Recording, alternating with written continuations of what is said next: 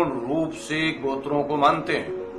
आज भी आपस में हम चौहान भाई आपस में शादी नहीं करते हैं, बहन भाई का नाता माना जाता है। इसी प्रकार हमारे कुछ पवार भाइयों में गोत्र माने जाते हैं। जितने भी पवार हैं वे आपस में शादी नहीं करते हैं। मलिक हैं, हमारे मलिकों का गठफालों का 10-15 गांव है, उसमें मुजफ्फरनगर में पड़ते हैं।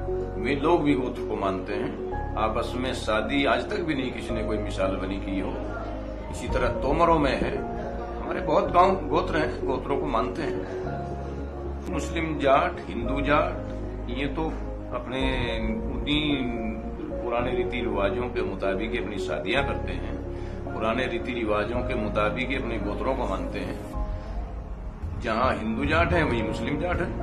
इतना है कि हमारे हिंदुस्तान में मुस्लिम हिंदू जाट ज्यादा तादाद में है, मजबूत हैसियत में है, विकसित हैं। मुस्लिम जाट उसके दूसरे नंबर पर है। लेकिन अपनी जो भी जाट परंपराएं हैं उनको सबको निभाते आते हैं और निभाते रहे हैं। हमारा जो रहन सहन है वो उत्तरी भारत में अक्सर ज्यादा है मुस्लिम इनका जाटों का।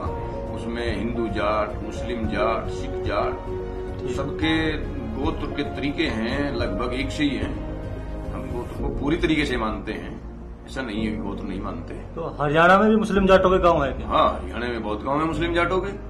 1947 से पहले जो हरियाणा में तो 60% के करीब मुस्लिम जाटों के गांव थे। वो जब सन 1947 में एक दंगा हुआ, हिंदू मुस्लिम राइट्स बन गया, वो एक राजनीति ने खेल खेल दिया। तो उस समय कुछ लोग मारे गए थे, कुछ मुस्लिम जाट पाकिस्तान चले गए थे, कुछ शुद्ध हो गए थे। तो इनकी संख्या गांव की मुस्लिम जाटों की हरियाणा पंजाब में घट गई थी। अभी फिलहाल हरियाणा में कौन कौन से डिस्ट्रिक्ट में मुस्लिम जाटों गांव है?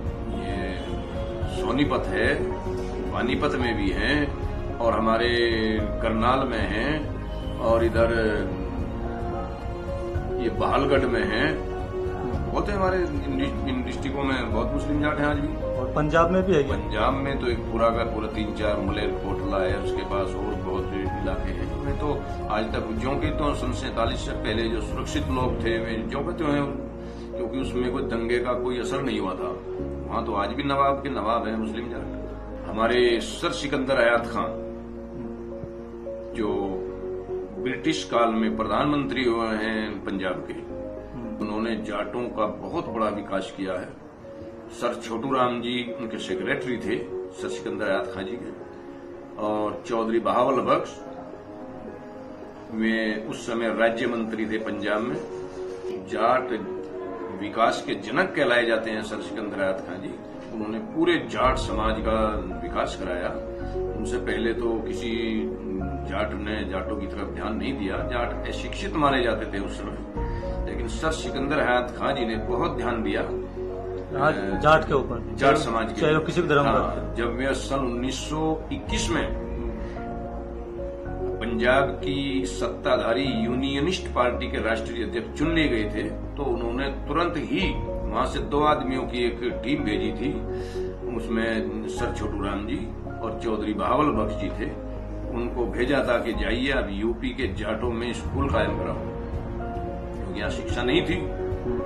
अब उन्होंने सबसे पहले जो स्कूल की स्थापना कराई थी वो मुस्लिम जाट कॉलेज असारा की स्थापना कराई थी सन 1922 में।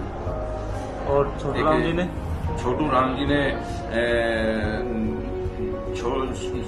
छोटू राम इंटर कॉलेज मुजफ्फरनगर में है, छोटू राम के नाम पर ही गाजियाबाद में है, मेरठ में है। कहीं एक स्कूल कायम कराए उन्होंने ज्यादा कराए।